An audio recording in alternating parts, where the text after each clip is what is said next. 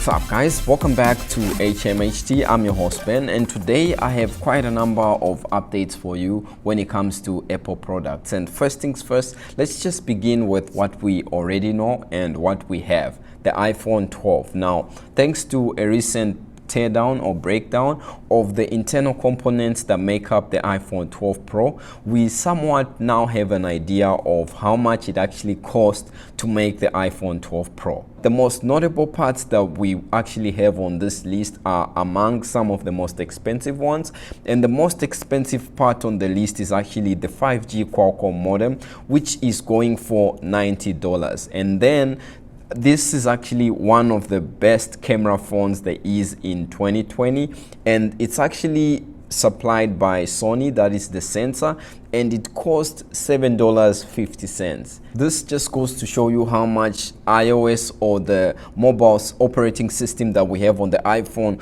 goes a long way in improving the video and photo quality that we have on the iPhone today. Now, don't get me wrong, Sony is so good when it comes to video. In fact, I'm recording this video from a Sony camera, but then if you take a $7.50 image sensor and then you combine it with the best mobile operating system, iOS, you come out with the video quality that you get on the iPhones and the image quality, which is good. So most of the costs that make up these devices, if you combine them, you come up with a total of $239.50. But of course, this is not all. There's a lot that goes into making a device. I mean, these are parts that are outsourced, and then we didn't touch on parts that are actually supplied by Apple. We didn't touch on the battery. There's other smaller parts that actually go into making this iPhone. So there's a lot, and if you put it all together and then you come up with a total, it comes to about $406.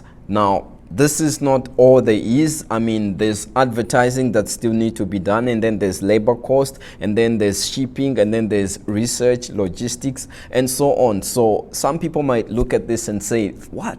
It takes $406 for the iPhone 12 Pro, yet Apple charges so much for the device. I mean, there's a lot, and Apple is actually a big brand itself, so this is business that we're talking about, and in business you actually need to realize the profit in order to survive, as long as Apple has survived and prosper. Tim Cook is actually one of the best CEOs in the fact that, you know, he actually has a high profit turnover when it comes to Apple products. So this is how much the iPhone 12 Pro cost to make, and if you are pissed at the price, I mean, I think Samsung devices right now are more expensive than the iPhones that we have today. So that's just a brief touch on that, and then let's touch briefly on the iPhone 13. Now, according to some sources, at this time in 2021, we might actually have a portless iPhone 13. This could actually be just one of the iPhone 13, so it could be the iPhone 13 Pro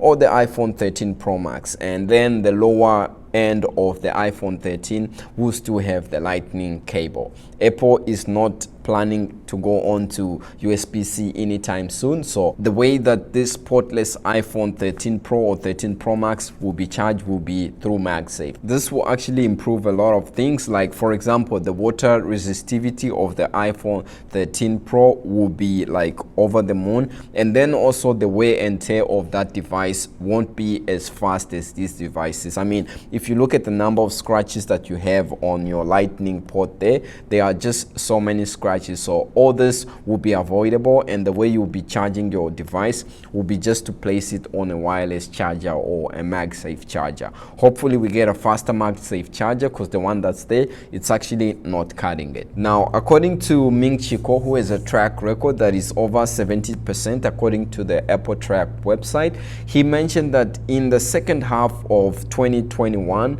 we are expecting to see an iPhone SE. I mean, Apple usually does this. They release an early product in order to boost their earnings in that quarter, and John Prosser actually added some information to this, and according to John Prosser's source, he mentioned that it's actually not going to be called just iPhone SE 2021 or iPhone SE 21.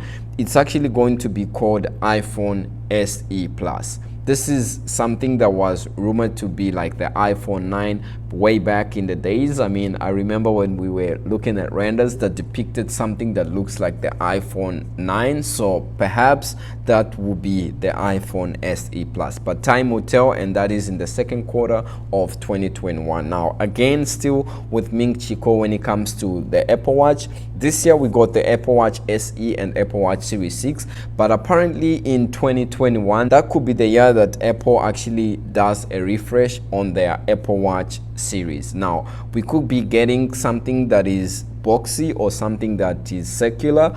I think at this time more people want something that is a little bit like a normal watch, like a circle, but also we shouldn't eliminate something that looks as boxy as the iPad Pro or like the new iPad Air or the new iPhone 12, because Apple is making most of their products a little bit boxy. So we could also be getting like a boxy Apple Watch Series 7 or Apple Watch SE second gen. Time will tell, but according to Ming Chi Kuo, there's going to be significant design changes when it comes to 2021's first series of the Apple Watch, and also there's going to be a little bit of an improvement and new features when it comes to some health functionality on those new Apple Watch series when they come out. I can't wait, and I think I'll be upgrading from this blue Series 6 that I have here. So many people have been waiting for a redesigned iMac. The one that's been there has been like there forever, and 2021 could actually be the year where we get a redesigned iMac, something that looks like an iPad Pro but as an iMac. According to some sources, we could be getting redesigned MacBooks next year, and that will be in the second quarter according to some sources. So a redesigned iMac in the first quarter and then redesigned MacBooks in the second quarter. Sort of doesn't make sense, but that's what some sources seem to suggest at this time. Time will tell, and I think the first quarter of 2021 is actually not too far, so pretty soon we could be seeing more leaks and design rumors when it comes to these redesigns, if Apple is carrying out these redesigns on the iMac and on the MacBooks. Now when it comes to iOS 14.3, currently beta 2 is what is out, so we are expecting an update pretty soon, because it's been like 2 weeks since we last saw beta 2. So when it comes to iOS 14.3, the release candidate or beta 3, we are expecting something tomorrow, that is Tuesday. Today is Monday 30th, and so Tuesday December 1st we could be seeing iOS 14.3 beta 3 or RC or something like that. And then when it comes to macOS Big Sur, it's actually currently on 11.1 beta, so we could be seeing an update which will be 11.1 beta 2. Now also watchOS 7.2 beta 2 has been out for some time now. I did videos on it, and I'm expecting a watchOS 7.2 RC or beta 3 when iOS 14.3 beta 3 or RC comes out. I'm looking heavily between Tuesday and Thursday. Those tend to be the favorite days or the time frame when Apple releases these software updates. So if you're waiting for beta 3 or RC on watchOS and iOS, then I highly think that we'll be getting something between Tuesday the 1st to Thursday that same week. So basically that's about it for me when it comes to a small brief updates on what's happening and also when to expect these updates. If you like this video, please leave a like, and if you haven't subscribed, please subscribe down below. And that's about it for me, guys. Stay safe, and I will see you in the next video very soon. Peace.